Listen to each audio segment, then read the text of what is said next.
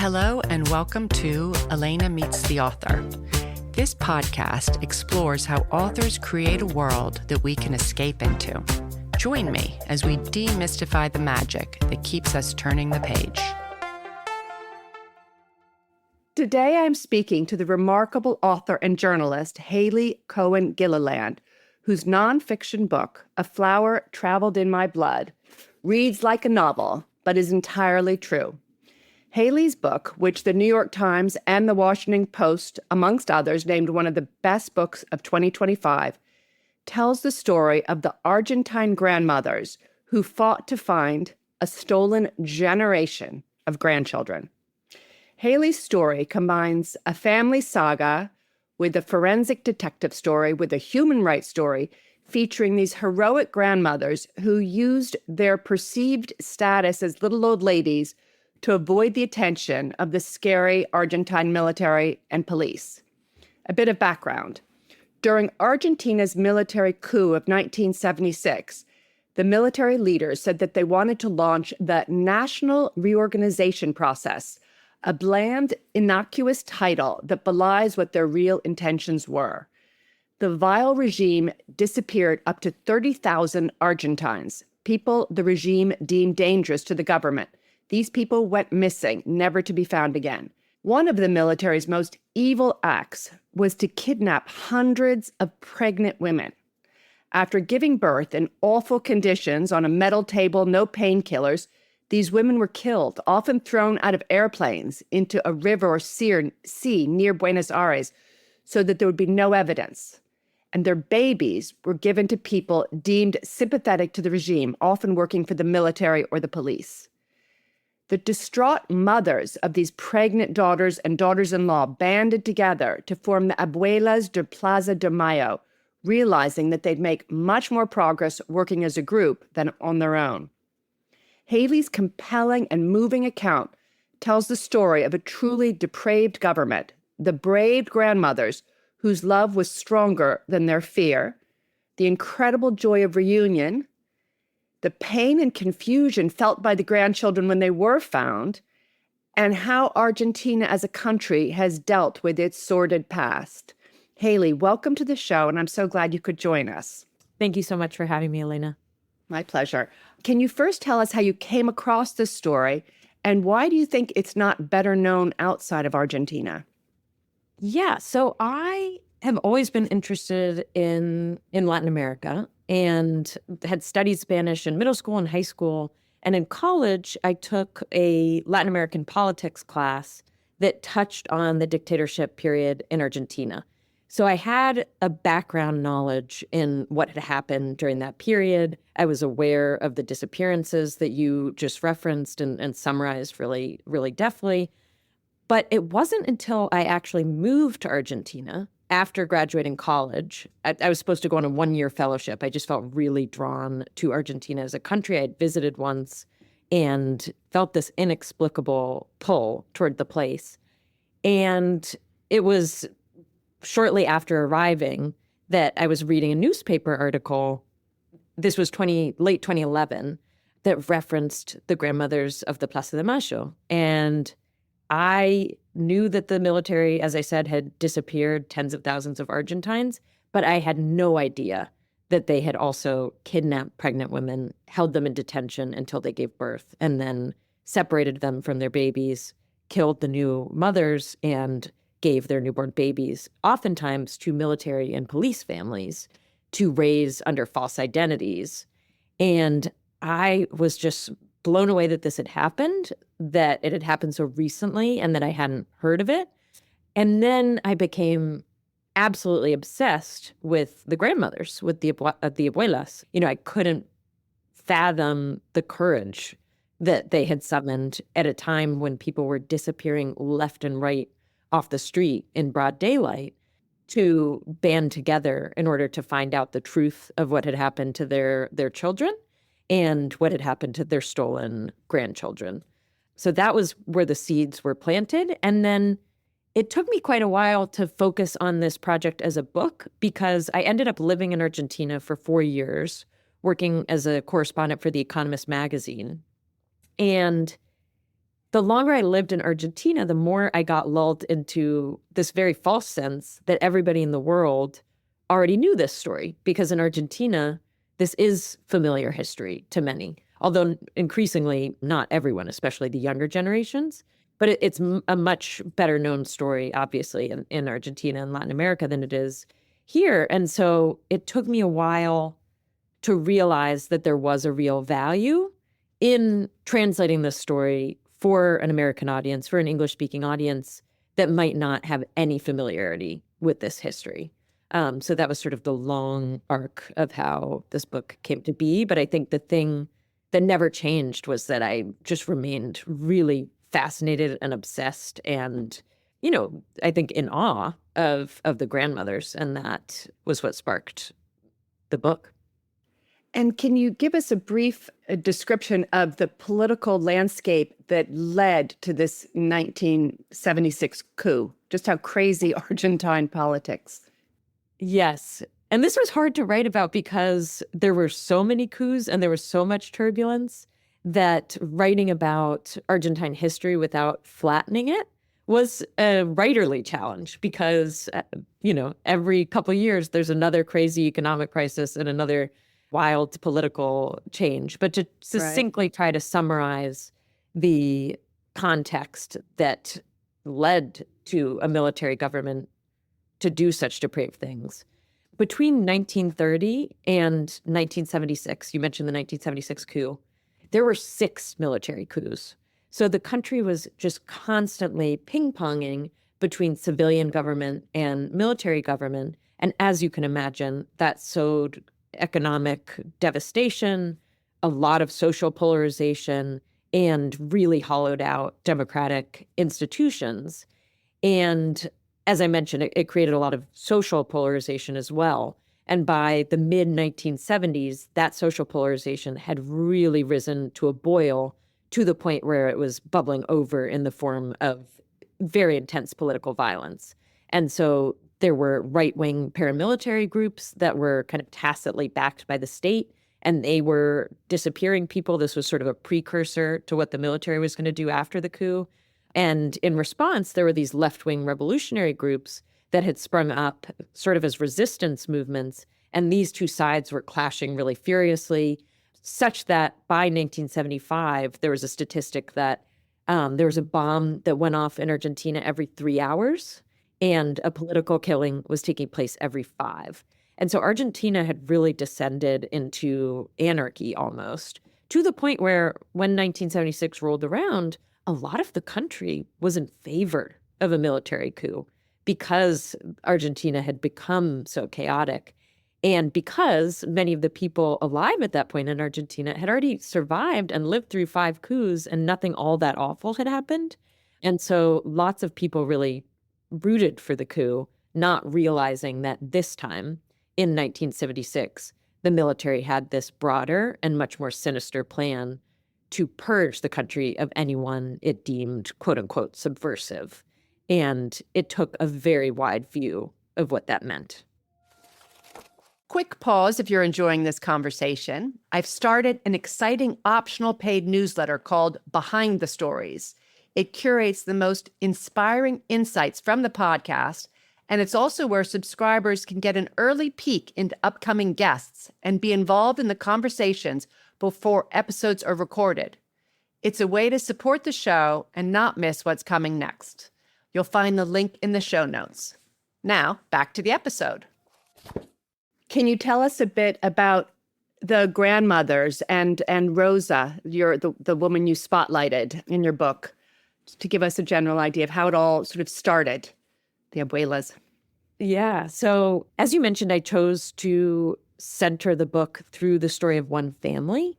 And that was a really conscious choice because there were so many disappearances during this time. As you mentioned, up to 30,000 people disappeared. There were 500 babies and children who were stolen during this time. And so this was a wide phenomenon. It wasn't confined to just one family.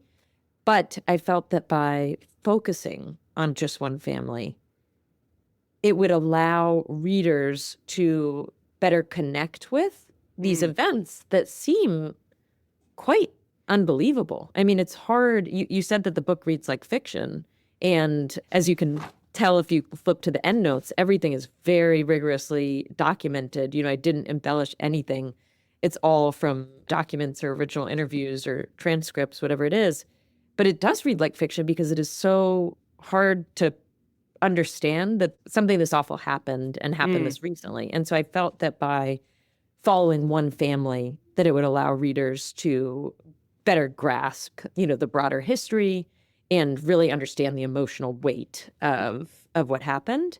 And in terms of how the grandmothers movement got started more broadly and how Rosa got involved in it. So as people started disappearing in droves in 1976, a group of mothers began to run into each other at various places that they would go to beg the government for information. Because at this point, the newspapers weren't reporting on this. There was an absolute information blackout in Argentina. And so many people weren't aware necessarily that the government was in fact perpetrating these disappearances, or even if they had an inkling that the government was, or they knew for sure, they didn't have a choice of where else to seek information. And so often the mothers of the young people who were disappeared would gather at churches or at the Ministry of Interior or at police stations to beg for information. And over time, they grew really frustrated because they were often stonewalled or treated with outright hostility. And they recognized that these actions were not getting them anywhere. And so after a couple of months of this futility, they started recognizing each other from these lines. And they determined that they should start meeting once a week in front of the Casa Rosada, which is the presidential palace. It's right in the heart of Buenos Aires. And there's a square in front of it that's very iconic called the Plaza de Mayo. And one mother in particular, Azucena Villaflor, determined that they should go there every week. They were going to march so that they couldn't be ignored. And they were going to demand answers from the government and demand a meeting with the president. And this group of women was called the Madres de Plaza de Mayo, the mothers. And this circle that they had of women that marched every week grew larger and larger over time until it numbered in the hundreds. And eventually the grandmothers in that group, so the women who were not just looking for their disappeared children, but who were also missing grandchildren, realized that they needed to start meeting separately in addition to going to these marches because they had this additional mission. And that was how the grandmothers of the Plaza de Mayo was formed. And did they then sort of realize, oh, my God, they were really stealing pregnant women? There was a lot of pregnant, like it wasn't just that they'd lost their daughters. There was something very evil going around because there were so many pregnant women who were stolen. Absolutely. I mean, I think to frame it through the lens of Rosa's experience, for example. So Rosa was actually an obstetrician. She was a midwife, and her calling in life was to deliver babies. And so her entire career and professional existence had been dedicated to that.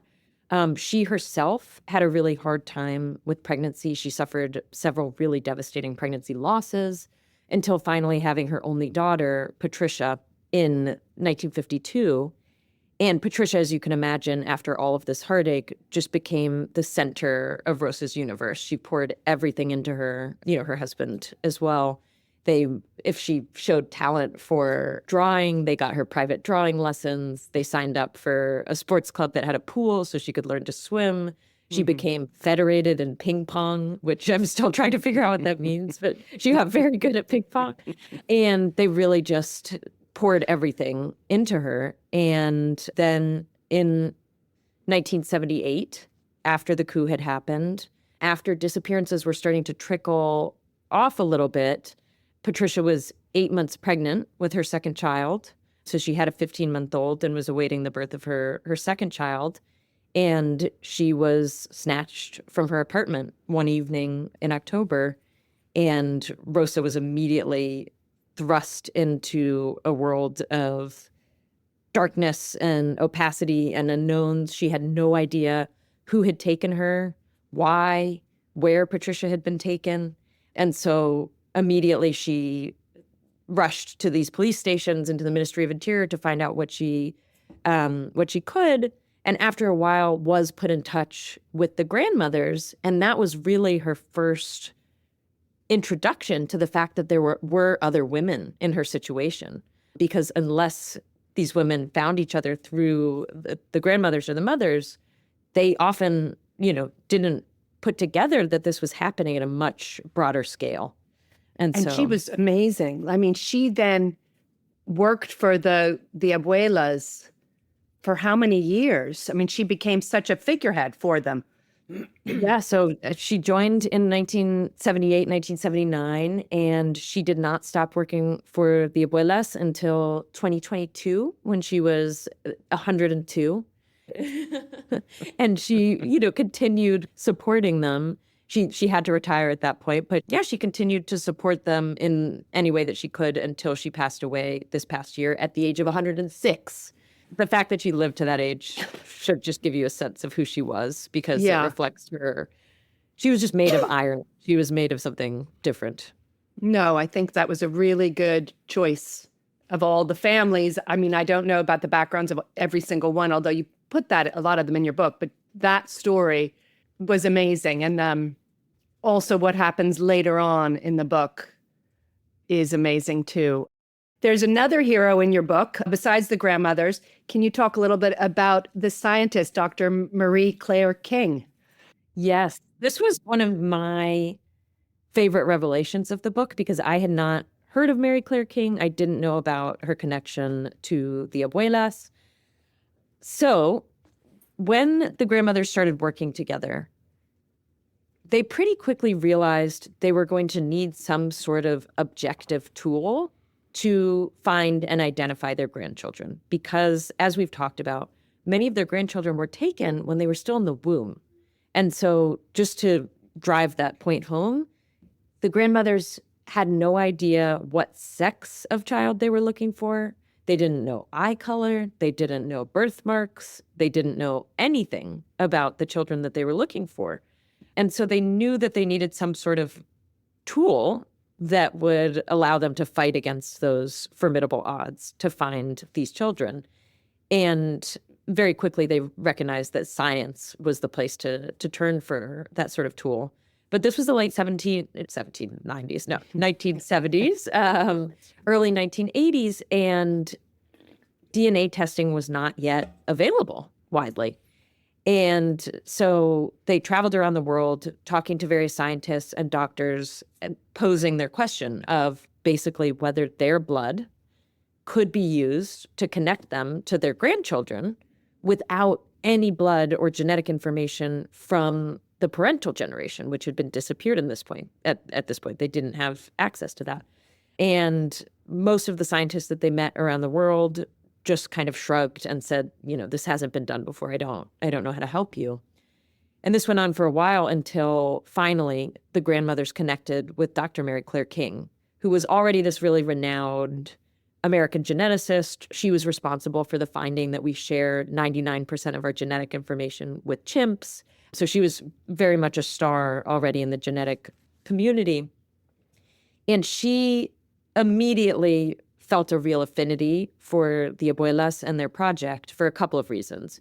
One, she had a background in human rights activism. She'd grown up she was a graduate student at Berkeley in the 1960s. And so she'd been there during the civil rights movement, during the anti-Vietnam War movement, and been active in those movements. She also had actually worked in Chile during the time that Chile's government was unseated in a coup in 1973. And so she had witnessed the horror of dictatorship firsthand because she'd been there for the Pinochet takeover.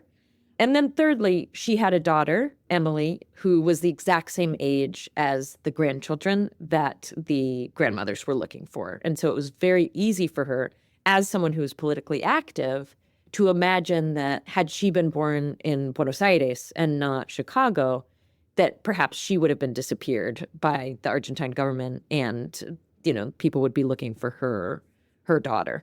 And so she felt this immediate drive to help the grandmothers.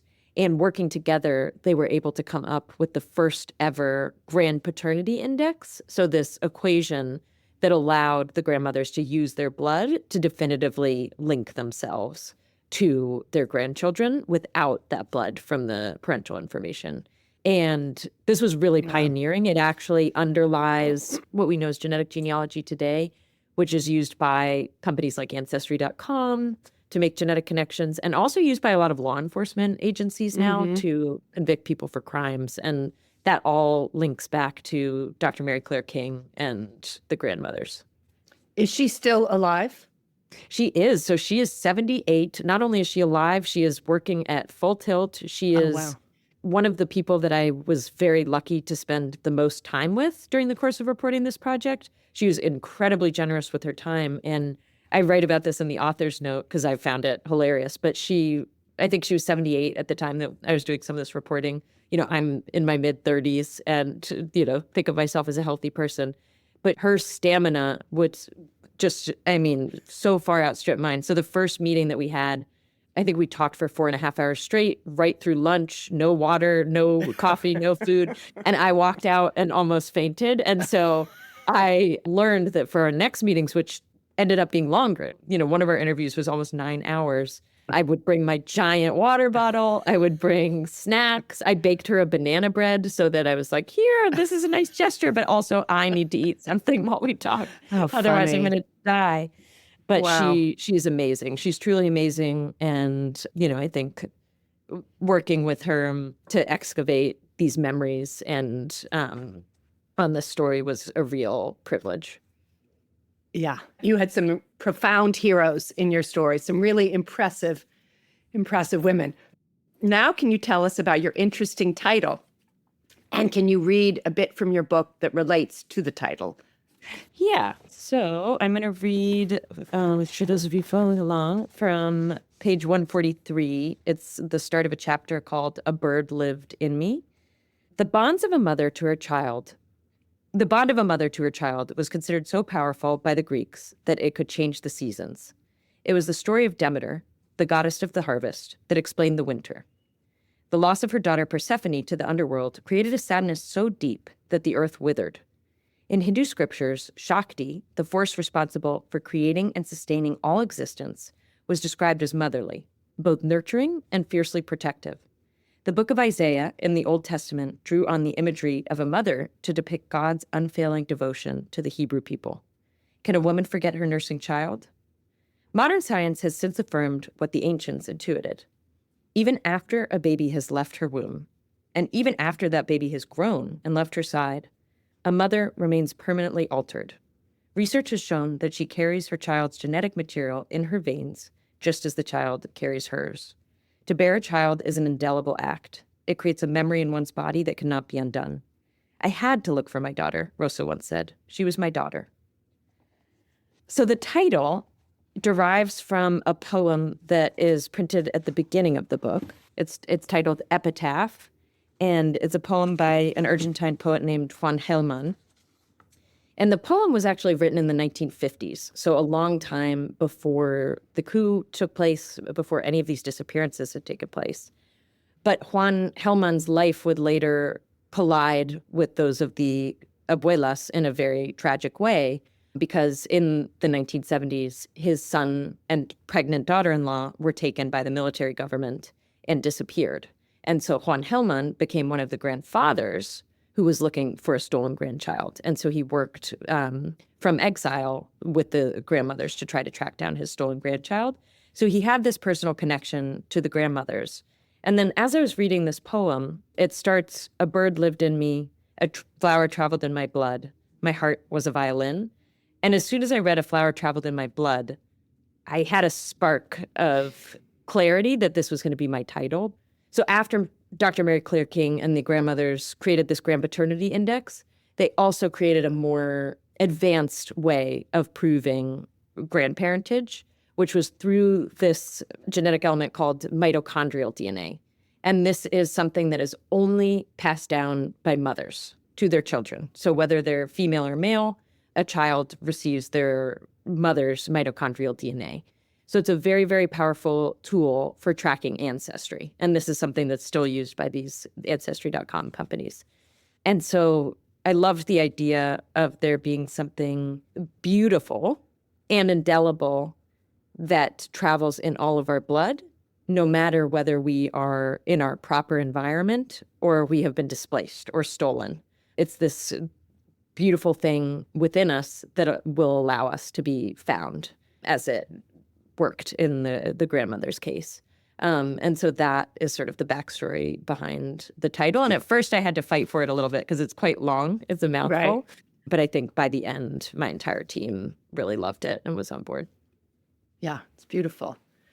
In terms of researching your book, you read 150 books, poured through thousands of pages of archival material, and interviewed countless people. I mean, you've got your endnotes. Very proud of my endnotes. Thank you for bringing up my endnotes.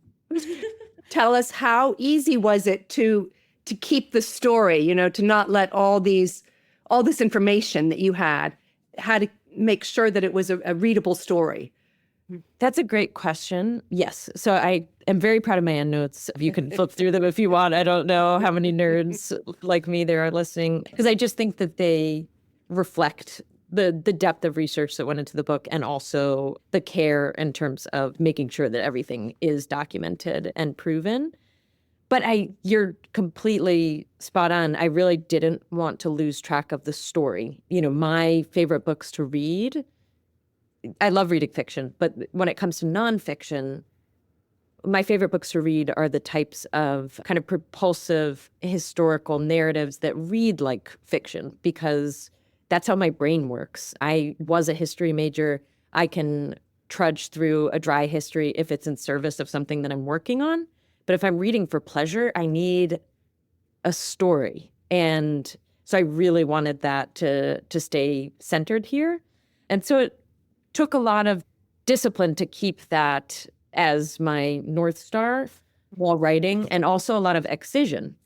I think I tried to cut anything that felt extraneous, that didn't serve the central narrative, even if it was a really interesting side tangent. But that was, I think, the central challenge. Is this book deals with the sweep of essentially 100 years of Argentine history, and how to do justice to everything that happened during that time without falling into, and I think it was Hampton Sides who said this, so I don't want to claim credit for this saying, but without falling prey to the tyranny of comprehensiveness. I think that there are historians who would say, well, you didn't mention this and you didn't mention that, and you didn't go into this. And I had to make hard choices about what to exclude just so that the story stayed centered. And you worked closely with an agent in editing the book?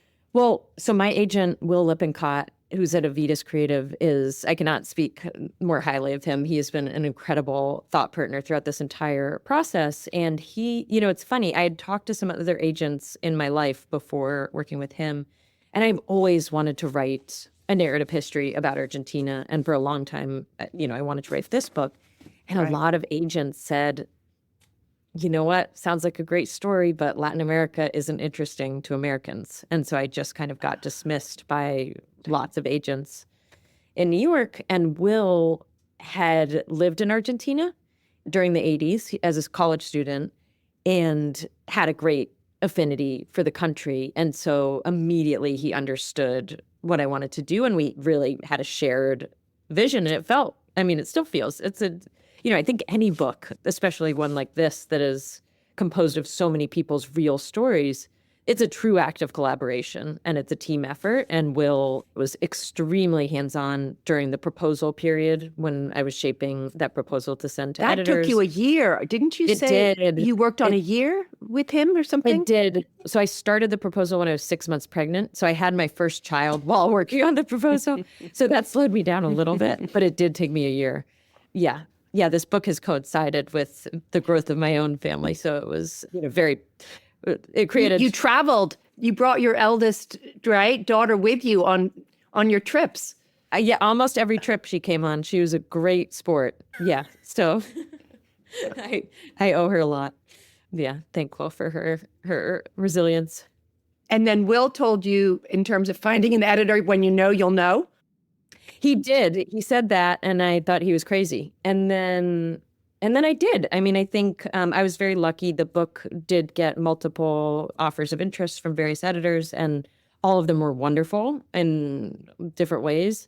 But I did have just a very strong gut impulse that Avid Reader Press, the publisher that I ultimately went with, was the right home for me. And I think that was borne out in. Were they quite helpful too in editing it down or not? You didn't really need them in terms of keeping it.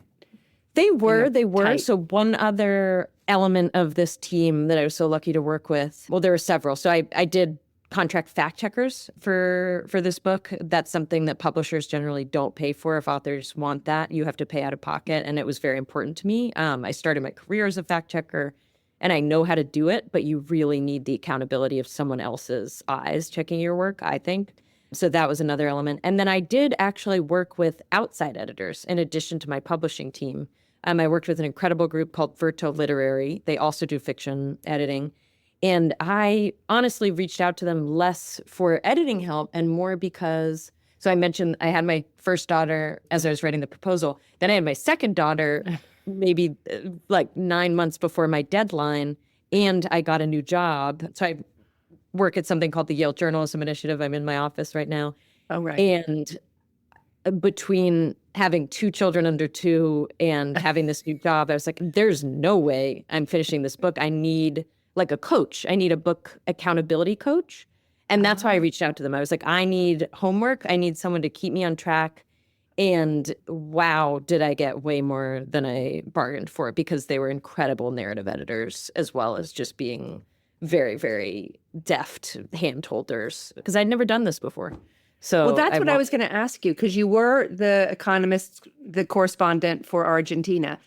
So you went from that to writing this 300 plus page book. What was that?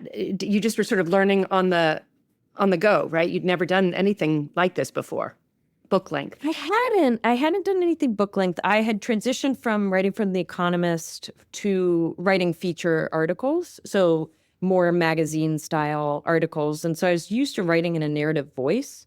And I thought that the transition to book writing, because I had written a history thesis in college that was, 60 pages and that was narrative. I thought it would be pretty easy, or not easy, but I think I didn't anticipate how difficult it was for me to step into book writing voice, because it's very different than writing a 6,000 word magazine article. And Will, once again, was someone who was really helpful with that. He would just kind of point out places where I could luxuriate a little bit more in a description or go down a rabbit hole a little bit and basically just slow down. Because if you've read The Economist, and that is sort of my foundation, it is very pithy. It's 600 word articles. You have to get the point down.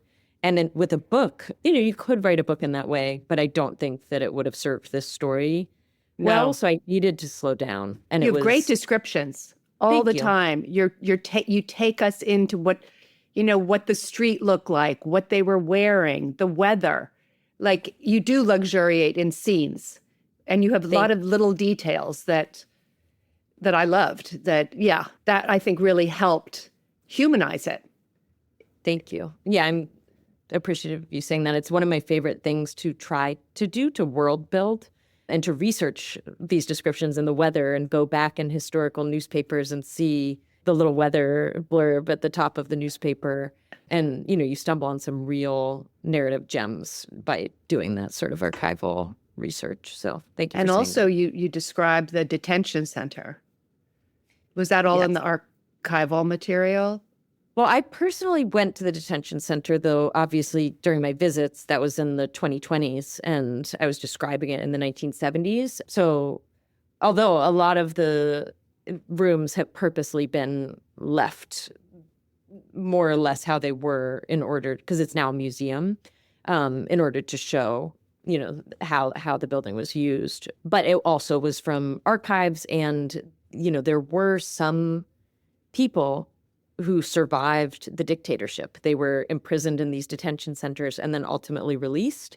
And some of these people were just incredibly brave and came out and either in court cases or through their own, avenues published their experiences in these places. And so one of the books that I relied on really heavily to describe the ESMA, which was one of the largest and most horrifying detention centers in Argentina during the dictatorship, was this book called Ese Infierno, or That Hell, which was just a conversation between 5 women. So they recorded themselves just talking about their memories of their experiences in the detention center. And they remembered things, with vivid detail, because I think the trauma had seared those details into their minds. But that was an incredibly helpful resource. You also had the woman who witnessed Patricia's birth. Mm-hmm. Was she part of that conversation, or she was separate? So Miriam Lewin did witness Patricia. She didn't witness the birth, but she came in soon after. There were 2 women that witnessed Patricia's birth, that one of whom was a nurse and one of whom was just another prisoner that they tapped kind of for help during that process. And I had a lot of their testimony, but unfortunately one had passed away and one was in really ill health by the time I started this project. So I didn't get to personally talk to them. But you had enough gory details to really bring that to life. Yeah, unfortunately. And they had been very diligent. I think one of the incredible things about the women in particular, men too, but the survivors of the dictatorship is that they were extremely rigorous and diligent about writing everything down that they experienced to preserve that testimony for perpetuity. And you also mentioned that the grandmothers were also very diligent in writing down. And you said something in an interview that they knew they were making history. Yes, I think that's absolutely true. And that was one of my happiest revelations, because going into this project, in order to write a historical narrative like this, you need just massive amounts of archival material, of documents to excavate and digest. And I wasn't positive when I started this project that there would be enough there, because the dictatorship itself destroyed all of its records after leaving power. And I was worried that, maybe they'd destroyed other records, or the climate of fear and abject terror that reigned in Argentina during that time would mean that people didn't write things down, because it was really dangerous to write things down. And as you said, I think thankfully the grandmothers both were made of a different level of courage than the average person, and also recognized that what they were doing was historic. And so they documented everything, and they have this incredible institutional archive that I was really lucky to spend weeks and weeks poring over, where they've saved newspaper clippings and travel notes and photos. And, that was an incredible resource. And then Rosa herself, as I was finishing the book, her personal archive was donated. And so I was able to go back to Argentina and pour through 30 boxes of her wedding photographs and photos of trips that she had taken with Patricia and Benjamin to various places. And she saved everything. She printed out all of her emails, which was just incredible. So even when the digital age started, there was a printed record that she kept. Can you just tell quickly the chocolate story? Yes, the chocolate story. So the grandmothers were operating at this incredibly dangerous time, and the work that they were doing could have easily gotten them disappeared. And in fact, some of the mothers, so these women in this allied group, had disappeared. 3 of those women had been seized by the military government, and eventually their bodies were found. They'd been, as you mentioned at the beginning, they'd been thrown alive from planes and into the river and ocean for their bodies to be swept away. So, they recognized that there was just immense danger in what they were doing. But they relied on their cultural camouflage as grandmothers in a pretty patriarchal society to work really effectively. And so they really leaned into their image as harmless little old ladies whenever they could. And so sometimes when they were having secret meetings, they would like bring knitting needles to lay beside the coffee cups, or, pretend that they were celebrating a birthday, and they would bring a fake present. And at one point, they went to Brazil because Brazil was also under dictatorship at this point, but it was not as vicious. And so there were a lot of Argentines who had fled to Brazil. It was a source of a lot of political exiles in the region, and therefore a lot of information about Argentina. And so they went to Brazil, and they were able to collect this incredibly sensitive and important information about births that had happened in captivity in Argentina. But they couldn't obviously just bring back their notes visibly, because there were all these military checkpoints at the airport, and they immediately would have been seized and probably disappeared. And so they figured out a way to sneak the information back into Argentina, which was they bought these boxes of chocolate truffles, and then they, had a little fun. They ate the truffles, and they crumpled up their notes into truffle-sized balls, and then wrapped them in the chocolate wrappers and put them back in the boxes and tried to make it look like they hadn't been opened. And then they had a couple of boxes that actually weren't unopened or hadn't been opened. And so when they went through the military checkpoint, they offered the officers some real chocolates, and immediately they were just waved through, because the guys were like, what, we're going to stop the little old ladies who are carrying chocolates home to their family? Like, they're fine. And so thus they were able to smuggle sensitive information. I think it really says a lot. I mean, this is a very broad question, but advice for wannabe nonfiction writers? Do you have any tips? Yeah, I mean, I think lots of tips, and lots of tips that don't come from a place of like, I am the all-knowing Wizard of Oz, but I'm still learning, as I go. And I think two things sort of stick out to me. One, which relates back to when we were talking about my agent, Will. I think if you feel clarity and passion around a subject, you need to fight for it until you find a team that shares your vision and wants to bring it to life. Because as I said, for years and years, everyone who I talked to about writing this type of book basically said, that's great. It's an amazing story. It's not going to work for an American audience. And not to toot my own horn, but like, it's not true. It's worked. Yeah. Yeah. And I think there has been a real appetite and appreciation of this story. So I just think you have to trust your own instincts on the story that you want to tell, and trust that if you keep searching, you will connect with the right team who also shares that vision. So basically, like, don't give up on the story that feels like it's your story to tell. And then I think, making sure that you do try to find a real team, because book writing takes a long time. This took me almost 5 years, and it can be really solitary when you're sitting alone, at your desk, and in your head, and everything that you're writing feels like it is garbled and isn't even in English, after you've been writing for a while. And I think just making sure that you have people around you who can reassure you that you will finish at some point if you just keep sitting down and chipping away at it.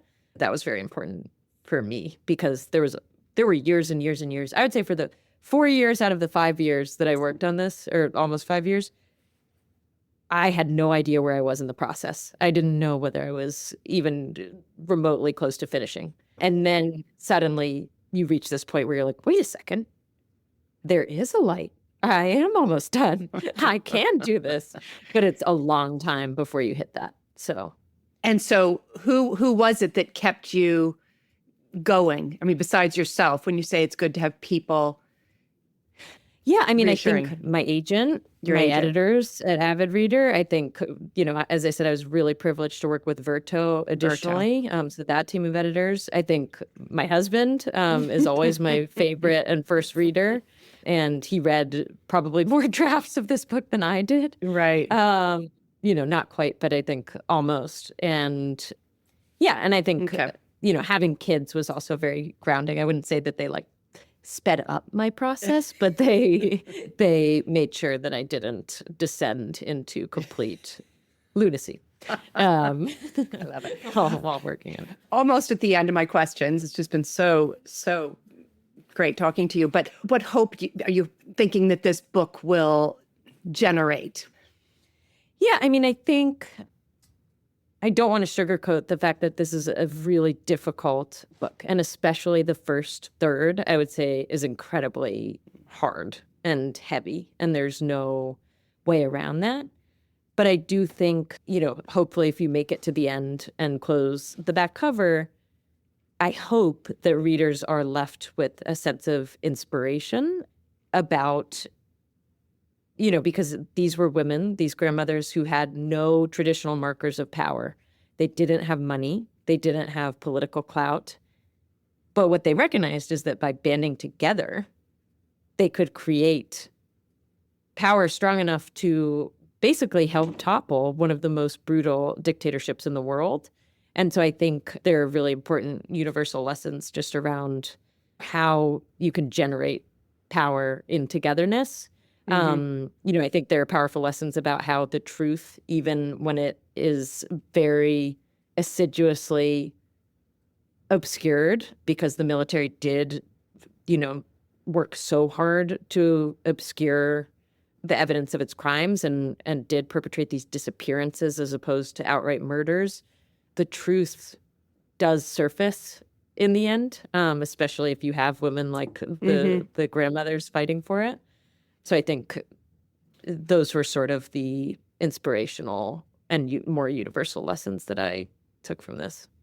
Great. And I think lastly, at a risk of sounding sort of cheesy, like you mentioned this briefly, but in this case, love was a stronger force than fear. And it really was love for their children and grandchildren that powered the grandmothers forward and allowed them to overcome what was immense fear. They've talked about how it wasn't that they weren't afraid. They were definitely afraid, but they had something more powerful driving them forward. Yeah.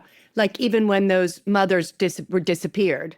Exactly. Fear tactic, it didn't stop them. Exactly. They were in the plaza again the next week, and they were crying, but they were, walking arm in arm, and maybe they were a little, more subdued in the way that they were protesting, but they were back the next week. Any books that you're reading now and loving? Yeah. So right now I'm toggling between one nonfiction book and one fiction book. The nonfiction book is The Zorg by Siddhartha Kara. And I think that's his name. You have to fact check it, maybe it's Siddhartha Kara. But it's a book about the transatlantic slave trade and this one particular ship that was really pivotal in the start of the abolitionist movement. It's very good. It's really interesting, and it's very propulsive, but it's quite spare in the writing, which is an interesting combination. But I'm finding that I really am, powering through it. Great. And then I'm reading Vigil by George Sanders, which is just a delight and funny and weird, and I love it. Fantastic. Fantastic. And I know people have asked you next, are you going to keep on writing? What's your plan? Or you're just relaxing at the moment without a plan? Yeah, I definitely want to write another book, but I want to make sure that I have the same conviction around the subject that I did around this one. I think the reason why it worked, and I think the reason why I was able to, power through 4.5, 5 years of really intense research and writing was because I loved the story and I really wanted to tell it. And so I'm sort of in a phase of openness to another idea coming to me, but I'm not rushing it because I think I really want that zing of recognition before I dive into another project. So, because it's like a lifetime. It's like having a baby. It's like it's worse. It's way worse. My babies were way easier. Yeah. So it's a real commitment. Well, Haley, thank you so much. That was great. Thank you so much for having me. This was a real treat to get to talk to you, and I hope to do so down the line. I love talking to Haley, the ideal interviewee, smart, warm, with a fascinating story of good triumphing eventually over evil. I do think her book is hopeful, but it takes real perseverance, courage, organization, and smarts to bring evil powers to justice. I have some exciting guests coming up in the future. If you have any questions you'd like me to ask them, please subscribe to my paid newsletter, Behind the Stories. It would be great to have your input. Thanks for listening and see you in 2 weeks.